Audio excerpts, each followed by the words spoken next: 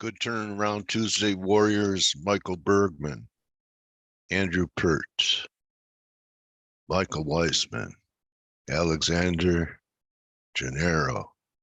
Everyone else doing okay? Team? Good morning, Dale. Good morning, everybody. Kman, how are you, buddy? Very good, very good. Good. Let's see. Ryan's not going to be with us today, so Okay. I'll try to So fill in the best. you, me, Stel, and Steve, I guess, huh?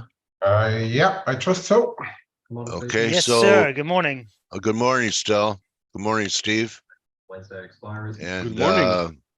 Good morning. So just something I noticed as the fog came out of my head this morning is that the yen actually made a new high, took out this high, and the RSI reading is glaring. It's so from the last peak. This is a 4-hour TF. I'm sure it's that way on multiples. Take a look at it too. I'll tell you something, guys, that, if you use RSI stuff that I use, I do drill down to a 15-minute chart like Ryan does. Okay, to make sure, see, like here is a little bit in doubt, but all the other time frames, it didn't blow it out by a lot, but it looks like we're at some important support here too. And if we could take out this 43.40 level, there's some open space. I don't know. I would sell a rip there if I had nothing on, and give the double top a little tolerance on your stop. Like when I bought silver last week, I was early, and I paid $24.40 for it, and I was using a pretty big stop spot of 50 cents stop. So in silver, I think you almost have to. I look at it this way, and guys, tell me if you agree. If you can't be wrong for a day, and I would equate that to an ATR, right, for a stop. How can you be right for a swing trade for days? So, again, it's helped my trading by reducing leverage, and especially on initial entries, it's almost like a fail-safe stop, a money stop. And then once you see some action, you could fine tune it. And actually, it's the same with the US dollar yen. I got short a little bit above 43 with a 100 pip stop, and they came very close to taking me out, but they didn't. And so, I'm still alive in the trade. The entry wasn't great. This is a better entry than I had. So there might be something there, because I know Stel's still with me for that. Yields can still roll over. I mean, they keep trying to come back, but notice every rally, like this bounce from this line so far has been kind of anemic compared to the last time we were down here, right? Yeah, So, I'm with you, Dale. Yeah. I think this. I know it's famous last words, but I think we've seen a medium-term top in yields. Let's face it, they have become attractive over the past, 6 months or so, and I really don't see inflation. Well, my base case is not that inflation is going higher. So I think we've seen the medium-term top in yields, and they are attractive. And for investors, getting 3, 4, 5%. 2 years ago, if you had told somebody you'd be getting 3, 4, 5%, they would have, said, "Who do I have to kill?" So, yeah. And I still contend that this move is, besides maybe getting some weak numbers, that it's still going to be risk off. I know I probably don't have a lot of agreement here, but when you look at the daily on the S&P, this is a throw over failure here. I mean, it's a pretty tight stop. If we close back over, say 55, you're out of the way. But this puts it back in play. And actually, NASDAQ, not today, but yesterday, was weaker than the S&Ps. So I think that what you do now is that you sell rips against yesterday's highs, Friday's highs, and I think there's a good chance that there's a top going on. Everyone's confused about the geo in Russia, but I think it signals a change in things and embarrassment to Putin. You know, that they said, the Ukrainians said that the Russians actually have a plan to blow up that nuclear power plant. They've already planted charges and stuff. Anyway, I think it's going to get completely crazy before it gets better. And I think the S&Ps have topped for a minimum test of at least 4,200. So I'd be selling rips. I think the next target's a moving average of 50-day, and it's a little bit above 42. And that's going to be an important test for the whole bull thesis, I think, if this was a breakout. So first we negate the throw over, and I know I'm getting ahead of myself, but if we ever negate the breakout at 4,200, that really changes the picture. I what's agree been happening. 100%. I think the Okay. first level is 4,300, minor level, but then Yeah. 42 is the big one. And regarding, you talked about Putin and Russia.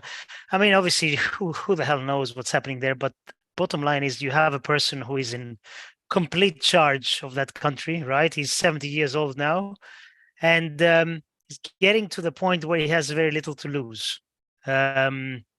As time goes by. So these kinds of people, they can do strange things Yeah, and desperate horrible things. things. So I am a little bit worried. With this whole situation that happened on the weekend, I really have no idea what it was. I mean, if you look at it from one perspective, it's almost as if this guy, can't remember how to say his name, was just looking for a raise or for a better spot to because he's a mercenary, right? And he's apparently very, very close to Putin, Okay. has been for Yeah. years. But Putin chef. They used to call him yeah, Putin chef. ex-caterer, I think, or something like that. He came out of prison, opened a hot dog stand, well, and look at what a rise to power in the 90s. yeah, So they called him Putin chef. yeah. I wouldn't let that guy cook for me. But it's talking about equities and risk that you mentioned. I think we don't have the evidence yet, the technical evidence that we have turned. So I still think that trying to fight this move higher is probably going to cause pain, more pain. But I see a scenario where yields and risk are going to be both moving lower together. I know it doesn't make a lot of sense, but it does. Has Risk happened off, in the you past. mean? Yes, yields are also going to be. Yeah, yields are also going to be dropping. I think that's a driver for it. It's a market event that's coming up, in my view. A 2-3 month shakeout. Maybe, but in recent months and years, whenever you have yields spiking up, you have risk off, or it used to be like that, right? Because tighter monetary policy, tighter everything, risk off. So it's a tricky one, but I do think that we're going to see yields and equities move lower together. But do I sell equities here? Of course not. Unless we break Nvidia. Yeah. Diverge, big gap. The only reason I bring up that gap is AMD. I'm thinking that, I watch tech, I trade stocks. Microsoft has a huge gap underneath it. Look at Microsoft. It looks like a top to me. Look at where the gap is all the way down 290. No, 280. Yeah. Yeah. Okay. So, I mean, and then probably 50% back. So I think it was the first one to do it was AMD, and just looking for it, but it's probably the other way. And the banks held a little bit, but some of these techs look heavy. The stocks that are rebounding are like the strongs. The old economy stocks had big rallies last week. Cat, Deere. So they're going back to like industrials. Would you categorize them that way? And it's just too crowded. Oh, here's AMD. Okay, so right, semiconductor. Tell me that looks good. Oh wow, that's filled the gap, hasn't it? Yeah. So I was thinking it's a foreshadowing of what could happen. And the strength of the strength is that good company. Apple, such a good company that people go to the stores and, you know, they have orgasms just trying Apple's goggles on. Sorry, guys. Anyway, but Yeah. I mean, the big here's stocks, right? Apple. Yeah. Yeah. Would The you big buy it up here? stocks. Mm, Look at the see. well, You know what bothers? You know what gives me belief that this could really unravel in a hurry? You see this. We've all seen these kind of charts, right? Where after this was kind of a breakout. How it just like kind of grinded up, small range days, still pretty small range days. All it would take is one big range down day with a big range, like, you know, Apple down 5, 6, to break this whole uptrend from January. So anyway, I think at least pull back to the breakout at 56. So um, and also it happened after a solstice, and then all the reasons I just gave could be blown out of the water by the close today. I'm the boy who cried wolf. Wolf. Speaking about wolves, Steve's the wolf, but I want to know what Kman's thinking. You know, here we are Tuesday, end of month, end of quarter. I know that's what you're waiting for. But what do you think about this little, you know, failure in yen up around this double top here? Yeah, this morning again we saw a lot of euro crosses buying going on, and euro yen was no exception. New high in Yeah, euro yen. I think that may perhaps I don't know, that may perhaps continue in the next coming days, but then the upcoming days are going to be very interesting because we also have like data coming out. Tomorrow we start with the European CPIs, Italy first tomorrow, then Germany on Thursday, and a few others. It's going to get very interesting this end of month, end of quarter. Regarding your S&P you were showing, also picked up that there's something quite big going on around 43.20 in the SPOOs for the end of month.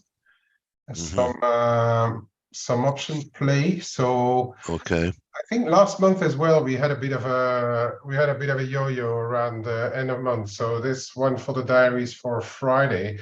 Yeah, but now we're seeing the dollar yen come back a bit since the US yields and other yields are cooling off a little bit. There's a very interesting thing going on in the yen, and so a lot of people think that the MOF is just looking at the dollar yen moves for interventions, but apparently they are looking at a much broader index regarding the yen, and we are getting very close to we already dipped below the September level, but we are extremely close to the October levels where they intervened. Right.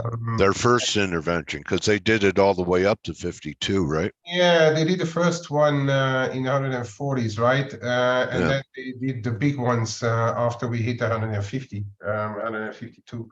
So and we are very, very close to those levels again. So it's starting to be really something that we need to pay attention to, possibly if there's any like acceleration tomorrow, or I don't know, tomorrow or later this week in other yen pairs, not only dollar yen, because they were pretty vocal again overnight, although dollar yen didn't move much, but that's because of the rest of the crosses in the yen were moving as well. So they are not only watching dollar yen. I think that's a very, very interesting point.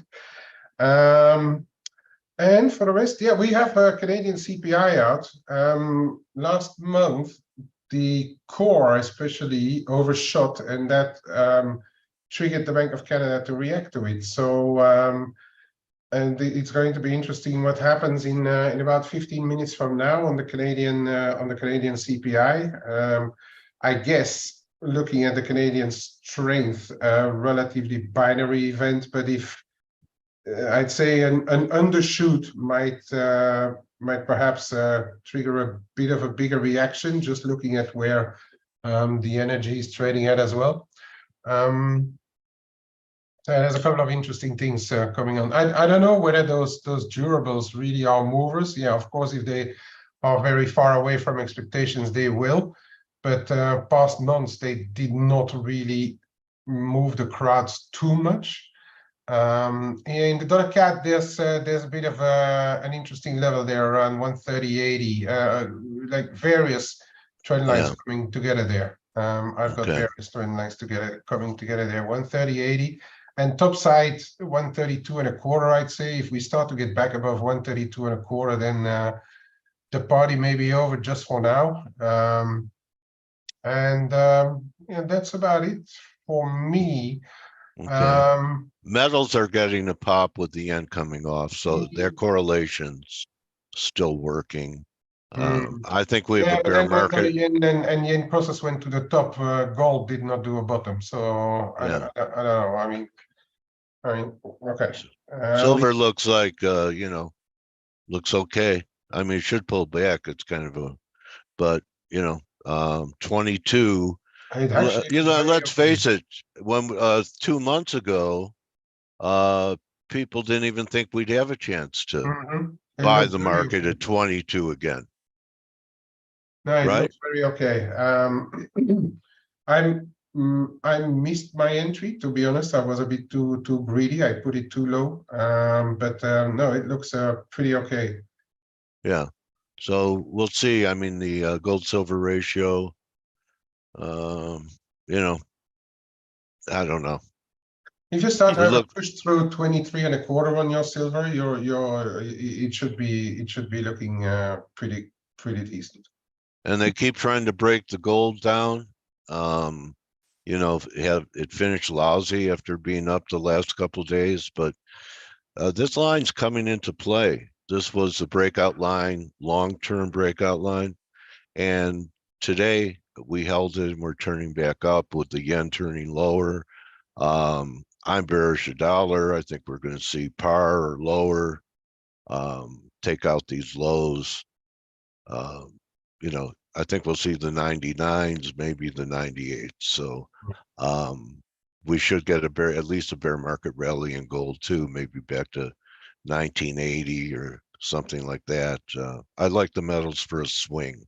I don't think this will be the rally to, take us to new all-time highs, but just part of consolidating the gains that we've had, and the same with silver. But who knows? It could be. We just not going to take much if we start moving for it to attack these levels. But I'd look for a scalp up to 1970 to 2000, and that would be a nice trade. Yeah, absolutely. Steve, you doing anything in the markets? Me, I'm well, I've got my long silver. I've got my long. I took some dollar China off, Ryan, as well, because that was a hell of a move. The PBOC submarines came in the market overnight to sell some dollar CNH, actually. I like that offshore one. Do they really trade from a sub? They really what? Trade from a submarine? No, perhaps not. They probably trade from the tower somewhere in Shanghai. Yeah, but for the time being, we are holding where the PBOC fixed the dollar, the local dollar China. So that's one point of measurement. But just trying to be a bit cautious on what's happening in the yeah. Actually, KTJ says that they're trading from balloons. Yeah, that's probably a better a better meaning for them. Yeah, so I mean, keeping an eye on where the PBOC fixes the dollar yuan. And the other thing that I'm looking at this index, yen index, is I may be looking at buying some downside. I think it's still very tough to stand in front, because you never know when or if they intervene soon, of course, it's going to be a very rapid trade, but in the meantime, I prefer not to suffer on cash if they would not intervene at levels where we think they will, or they should intervene. So I'm looking Maybe just the fear of intervention. There, sometimes they might be more effective jawboning now for a while because they actually did it last time. Yeah. So, it's possible that, fear of intervention could be the beginning of it. Yeah. Right? If it were closer to the Bank of Japan meeting, I would say, yeah, totally.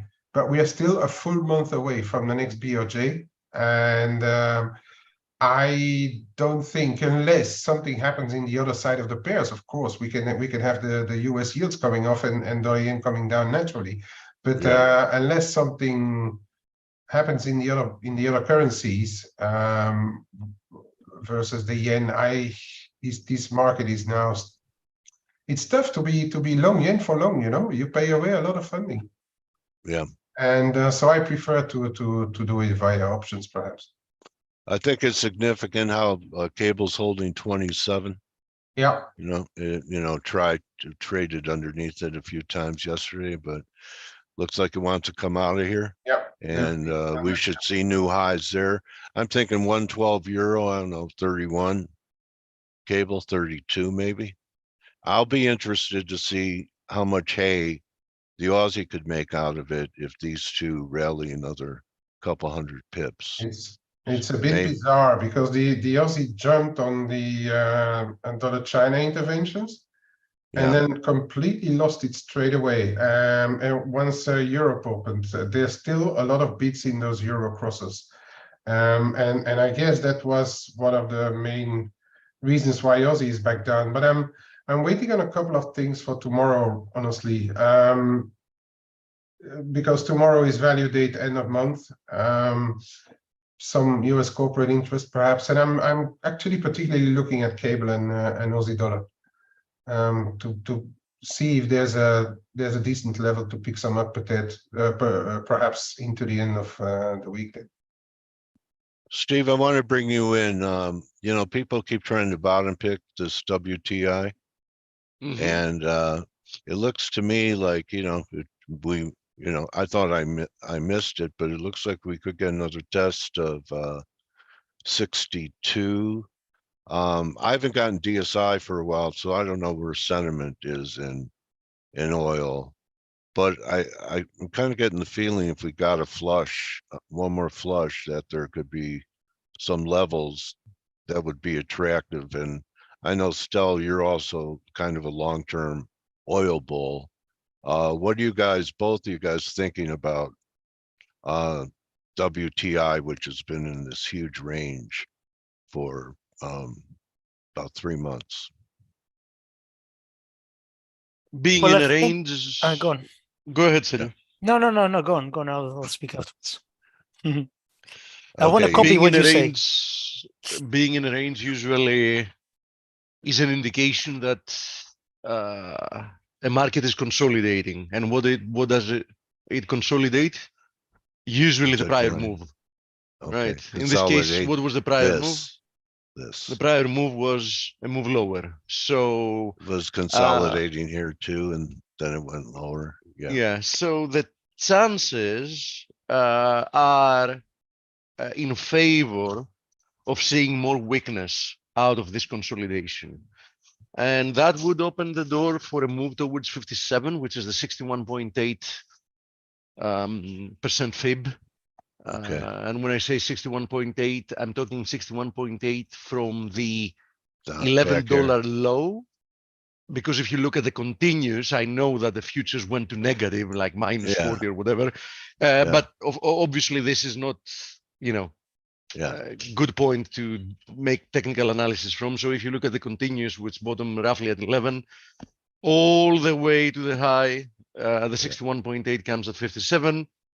And I do think that the resolution to the downside, which, as I said, is more likely than the opposite, looking at the recent price action, should get us down to that level. So I think that for the time being, the path of least resistance remains lower until proven otherwise. Okay, Stel. Similar thing in my view. I tend to look a little bit further back to the left, but there is a clear area of support there between, let's say, $62 and $65, and well, if that breaks, then I think all sorts of doors open to the downside. But you know, if you ask me what I think is going to happen in the medium term, and you know, my medium term is a lot further than you know, day traders or people who look at the who are scalpers. I think that any breakdown below is probably going to lead to a really, really good buying opportunity, similar to gold. I think gold, it's 50-50, maybe slightly higher than 50-50, that we do break towards 1840, 1850, but that will be an excellent opportunity to get long. So, you know, what will that be driven by? Well, I think the Fed mainly, but if the How Fed, about that too? How about risk off? I mean, if we do Yeah. have risk off, everything gets sold. absolutely, It's just a matter of degrees, right? absolutely, Yeah, The only- risk off and worries about economic growth globally Yeah. will clearly affect the price of crude oil, right? We Let know me- that. I mean. Gregor, what do you think? Greg is here. No, He's making a Gregor. comment. Hey guys, yeah, I'm Hey, here. mate. I'm a bit late. How are you? Yeah, Good, how have you been? I'm fine, thanks. So, regarding crude, you mean? Yeah. Yes. Yeah, I mean that I think that there's a pivot level around $60 per barrel for this year, and even if stocks get a little bit lower, yes, we could print a new low, but I don't believe that we will see any kind of a massive decline or continuation of a downtrend. I still think that in the second half of 2023 we will move higher. Okay. Yeah, I agree Yeah, with that so- as well. I think that Yeah. I think Yeah. that the whole move lower has been corrective, but it's still unfolding on the other hand. Yeah, but it's a very, I mean, it's a very sideways, very tricky to trade because we have been pretty volatile on both directions lately. Mm-hmm. Everything's tricky. Not always, Uh, but this is definitely kind of a tricky. What's your highest conviction idea, Gregor? Kiwi longs, I'm actually Okay. long Kiwi. Okay. It was a very nice, beautiful pattern, and we have seen also now dollar Chinese yuan reversing down. As you shared your charts earlier, there was a 76. Right there, it's a 70, Up here, 86%. 78.6 Yeah. up here. Yes, Okay. exactly. So that's a pretty nice level. There were also some China talks regarding deal with New Zealand. So I think that that's supportive going forward. We also see today very weak, generally speaking, from last week. Euro was one of the weakest, but now we are seeing outperforming. So Yes, EG has turned, in my opinion. yeah, so I think that So that those these commodity currencies, if euro will try to keep moving to the upside, I think that commodity currencies will just try to follow the same pattern here. Okay. So I still think in general that dollar index is will be headed lower, as I discussed in week ahead video 2 days back. So I think that all of other markets on the opposite side obviously will outperform. Okay. Do you think the dollar could weaken if there's risk off, and instead of getting a bid? Because that would be a change. Yeah, I mean, it really depends how yields will be trading at the time when we see a risk off. I think that there will be more link to the yields and US dollar rather than to the stock market. Canadian Data's data coming out. coming out in half a minute, more or less. We have durable goods as well. Yes, we do have You US guys durable want to be goods. Blake? I'll turn the screen over to you if you want to do it. Sure, Shall absolutely. go ahead. I see Crude Katie, by the DSI is way. 41. Okay, thank you. Katy Perry. Okay, I promoted her to a panelist, so she's Oh, here. Katie. All right, Katie's here. All right. Perfect. Okay, let's see. Roughly 10 So- seconds for Data, Liftoff. CPI, very important, obviously. Let's see what we get any second now. Canadian So CPI our- 3.4. Slightly weaker than expected, 0.4 month on month versus 0.5. That was the previous and expected for this month. The year on year core CPI at 3.7 versus 3.9. Well, that's irrelevant. And durable goods orders beat in the US. It was forecasted to come negative actually, and instead it came positive 1.7. So better US data, better Canadian data, because obviously lower CPI is good. It's not anything bad. It's actually very good. And as a response, we're seeing a little bit of a strengthening of the dollar versus the Canadian dollar. Of course, we've been in this move lower for the whole June, and prior to that we had a consolidation, and in essence we started the move lower on March. So then we had a period of consolidation, and then we've resumed. We need obviously to see more data to say that USD/CAD has bottomed. We have had some RSI divergences. You can see them also here. Yeah, A month's worth. A month's worth. we have had some RSI divergences. So let's see if today's data can actually lead to a bigger reversal higher. As I said, let's give it a little bit of time. You give it a little bit of time, Steve. I'm older than you. I don't have as much. I can't keep giving everything a little bit of time. Anyway. Okay, fair point. All right. So anyway, enjoy the Katie? interview. All right. Thanks. Can you surrender the screen to me? And thank you very much. So Katie, Screen welcome surrendered. back. All right. Thank you. Thank you, Pojok, whoever he is. Hi, Katie. Hi, Dale. How you doing? What's the guy's name? Parashnoff, or the Wagner guy. So welcome back, Katie. I guess my first question to you is, are you a believer that we're in a new bull market because it took out the 42 level that I know you considered a very important pivot? Yeah, I would say a bull market for an intermediate term time frame, but not necessarily, a long-term bull market like we'd all welcome. I think the breakouts that we saw, which in our work occurred in May, related to the cloud model. So the weekly cloud model. Oh, do you want to share, Katie? I can, yeah, sure. Okay, let me stop, and love to look at your charts. See if I can get this to work here. Okay. All right. And can you see that? Yeah, got it. Okay.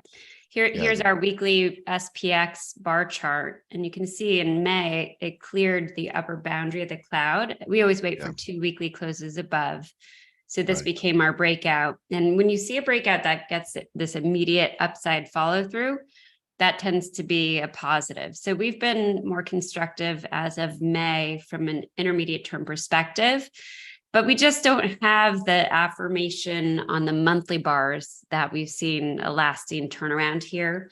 And in fact, when you look at the same model, the cloud model on the monthly bar chart, you'll see that it goes from what was a secular bull trend for many years to this sort of prolonged phase where it's flattened out. This is 2024 and 2025.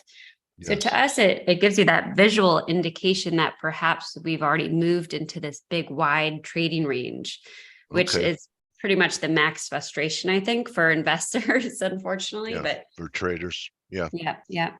Well, I think that what happened in the last few days is significant for at least a correction to potentially revisit where everyone turned constructive at 4,200. Are you getting any DeMark short-term sells that were overdone? I know that sentiment and put call ratios and and even breadth with the recent rallies we've had has not improved. Yeah, so And we I had still think breadth- the banks are in trouble, don't you, Katie? Well, we actually wrote up banks as it pertains to KRE, the regional bank Yeah. ETF, this morning in our note. And we addressed it because they are now short-term oversold. So with this Okay. pullback, this is daily SPX again. You can Okay. see that you saw the cloud breakout point. This is former resistance from February that you see here. Right. This is your initial support between the 50-day moving average at 42.05 and this former resistance level. I don't even think we're going to see the pullback get back to that support before Okay. we see a resumption higher. The breakout in May yielded an upside objective of about 45.10, and that was based on a measured move projection. So essentially I see that. assuming, that the uptrend would maintain its trajectory. Yeah. And there's also a Fibonacci retracement level around 45.05. So we do think we'll get to that zone before a more significant pullback. But in terms of the sort of very, very near term, we don't have any DeMark exhaustive signals yet on the downside on a broad basis. We're starting to see some of those nines pop up. That means TD setup 9 buy signals here and there. And those are indications that short-term oversold conditions will then give way to a resumption higher. What we'll also be watching very closely are these stochastics. It's a 12-period slow stochastic. And it's when you get the cross back up that you tend to have a good entry point. So that's what we'll be looking for from the major indices, but also from the mega caps. The mega caps have had a proper pullback here as well. Google or Alphabet is the first one to become oversold from a short-term perspective. And so we'll see a little more downside today. Google will come into the cloud and perhaps the 50-day pretty soon here, it looks like. And once we have this turn up more decisively, then we'll feel like we have a re-entry point here. So What that's our would change short-term your mindset. mind, Katie? What would change your mindset that we're, going to head towards 45.05? Would it be closing under 4,200? Would that do it for you? Where you become think cautious? Yeah. Or there's nothing that could make you cautious? Oh, no, there's always something that Okay. is cautious, especially in this environment. Listen, we're very non-committal these days. But you recently got married, so you can't say that about yourself. This is true. Right. So if you look at the weekly MACD here, it's been diverging on the SPX chart. So I think we would probably see a little bit more of a downtick here in the weekly MACD and or perhaps something from the DeMark indicators on the weekly chart as well. Notice this perfect sell signal for those that know DeMark from the weekly TD sequential model back there. One of the reasons we got less constructive in early 2022. So if we saw anything, deteriorate on the weeklies, I think we'd be more skeptical. And to your point on market breadth, we did see the cumulative advanced decline line get through the cloud-based resistance of its own. And again, there we like to see the weekly closes, 2 weekly closes above, and we got that. So it's telling us that this breadth pullback. So here's our breadth breakout. And the pullback should actually hold up here very short term, and we'll get another push higher in terms of market breadth. And you can see how that just basically affirms what we've seen from the major indices. What's interesting to me is what that breadth push initially did for the Russell 2000 index and also the equal weighted RSP index or ETF for the S&P 500. We had these breakouts from the ranges that had been so persistent. So here's the Russell 2000 on the daily. You see this consolidation breakout above the 200-day moving average and the cloud. And now within days, I would expect that we have a nice short-term oversold buy signal above that former resistance. Looks like AMD, the way AMD gave it up. Similar chart. And it's pretty common to have seen a good retracement in the tech stocks that had exhibited leadership. And we welcome that. It's always hard because the market psychology, I don't think has fully embraced the uptrend yet. But if you look at AMD just for one, you can see on the DeMark work, it's probably 2 days away from one of those 9 buy signals. So your breakout point is kind of coming in line here. right? Yeah. You had the 50-day moving average and a couple of days away from a DeMarc signal. So we're getting to that place where maybe even later this week, we'll start to see those signals pop up. I think that's a foreshadowing, that gap fill on AMD is a foreshadowing of Microsoft doing the same. It's certainly possible. And then NVIDIA. Yeah, we saw Microsoft. Oh, get how could exactly NVIDIA come down traded. and fill a gap? It's, it's the new God. How could they, how Well, could it ever do and, that? You Huh? know, Oracle's kind of a sleeper. Nobody's talking about it, but it looks very similar. With the gaps that we've seen in some of these large cap tech names, Microsoft and NVIDIA included, usually what we worry about is when you see the gaps up here or here, that's in Microsoft. If you see them closed or dipped into very quickly, that becomes an issue. But if like we've seen this nice follow through without it being breached, that can actually sustain it for a longer duration. So we're not terribly concerned about those gaps being filled here. Okay. All right. Where are you at on yields? Well, we believe that the corrective phase within the broader long-term uptrend still has a hold. There's a downtrend line on the 10-year yields around 390. Right. It's that descending triangle. That's exactly right. You can see it. Okay. Probably best on the weekly chart. And here, Right. So here's your downtrend line effectively. Notice that the cloud still does point higher, albeit certainly a lesser trajectory. So we're looking for a move back into sort of the 3.25 range before we see a resumption higher. And you can see the strength of this support just going back to the high from 2018, tested successfully here, ultimately meets up with the cloud in September. So that's our sort of mental threshold there for 10-year yields before they resume that long-term uptrend. And with that, we actually have an TLT for one. Some of these treasury bond proxies have signs of downside exhaustion in the DeMarc work that have several weeks of implications. So with the pullback into the May low for TLT, we had this nice sort of, well, here, let me show you on the TD sequential model, a nice 13 buy signal generated at that low.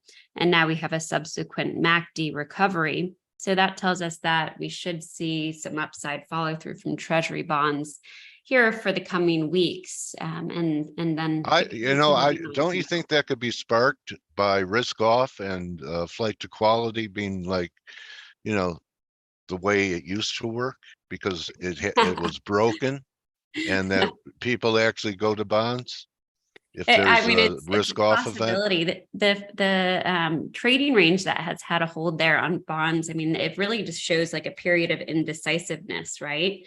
Well, that's an ascending triangle. TLT, right? Flat top at 109. Yeah, it does have that sort of resistance area that we're going to assume the resistance will remain intact until it proves otherwise. Right. But we trust that at least for now we have upside, and I'm not terribly convinced it's a wholly risk off tape to generate more upside there. We obviously have a more bullish bias on things that have established uptrends, and that includes, of course, the NASDAQ 100 index. So even with this several day pullback, the intermediate term momentum is pretty healthy there. Where it's not that healthy, and I think you were talking about this earlier, is for gold. We've seen gold not just pull back like we're seeing in equities, but like a proper corrective phase here for several weeks. This is on the weekly chart. And with that, you have deterioration in intermediate term momentum. We don't think there's a whole lot of downside risk for gold in here, but clearly it's out of favor. If we were to see some level of reaction to the oversold condition that was just logged this week, then we'd start to talk perhaps about more risk off positioning, but that could take several weeks. How about the dollar, Katie? The dollar has also been range bound, and that creates some frustration there too. Within the range, our indicators do point lower, but I would say it could just sort of be more middling or backing and filling in this range because they are somewhat mixed. So if you reconcile this, these are daily charts here, and these are weeklies. you have a short-term oversold upturn, but an intermediate term downturn. Here you have neutral short-term momentum, improved intermediate term. So you really have mixed takeaways here overall from our indicators.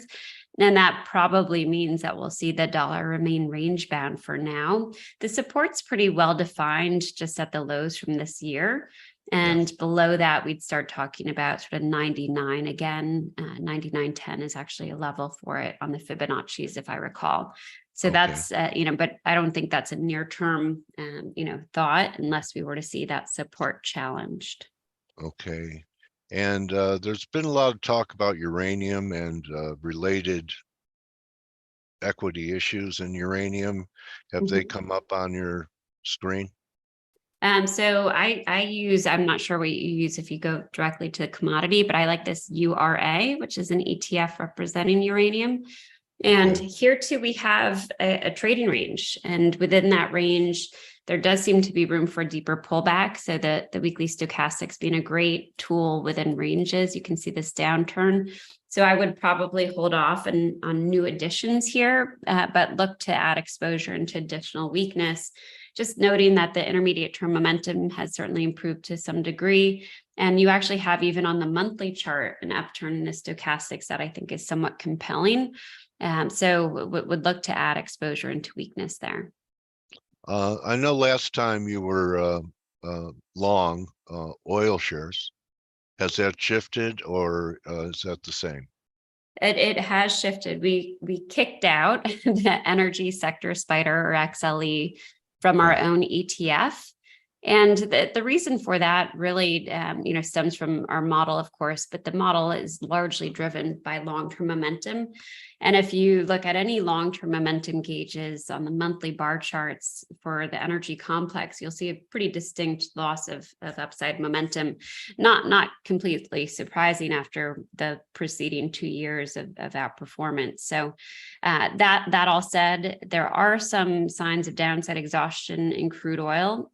So we're watching 13 buy signals on the DeMark indicators. You see the daily has one, not a high conviction one because it's more range bound, but then also the weekly has one. You see the 13 here. Here's the last sell signal.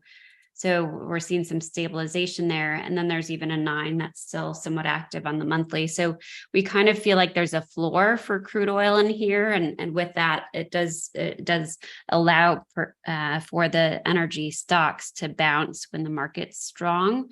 And yet we're more inclined to use any strength, any bounces in energy to reduce exposure, just given that loss of long-term momentum.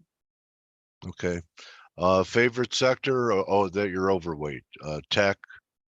Yeah, so in our ETF or TAC, TACK, we have both communication services via XLC and also technology via XLK. And it's those two sectors alongside also the consumer discretionary sector, which could be, I guess, achieved via XLY. Those are the sectors that do tend to exhibit upside leadership and stronger tapes. So, for those that think that it should be a stronger tape here for the next couple months, like we do, we feel these are the best sectors. You can see the relative performance. Intermediate term is quite good for these sectors. You also saw the ratio of consumer discretionary to consumer staples act very well. And that actually would say that we still have some risk on here.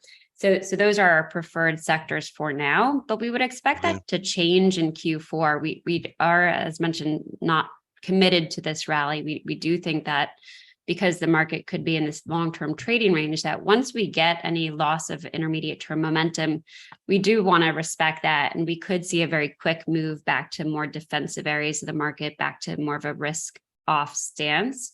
So we'll just have to kind of be dynamic in our positioning. Can you explain to me why the utilities are so weak with yields, softening over the last several weeks? Yeah, It's not an interest rate play anymore in utilities, is it? Yeah, and you could argue the same really about REITs. We've seen all defensive, or sectors perceived as defensive under Right. pressure here. Okay. That includes real estate and to certain segments, of course, of healthcare, like pharma for one. And I think it's more of just a risk on tape and sort of that mega cap complex, just detracting people from everything else in the marketplace. It just seems to be those are the new safe havens, right? So and with the people gravitating towards those, they're not inclined to go for utilities or REITs or pharma in an environment in which the mega caps are working still. So I just think it's just sort of a sector rotation in part, but also folks just really rewarding these mega cap stocks. I do think there's redeeming qualities in some of them. XLU, for one that you see on the screen, there's no new buy signal, but certainly has good support. And if you can find a high yielding stock that has it, at least good support and range band, it still is worth considering exposure, in my opinion. Okay, BTG, I know you hate golds, but it's a 4% yielder.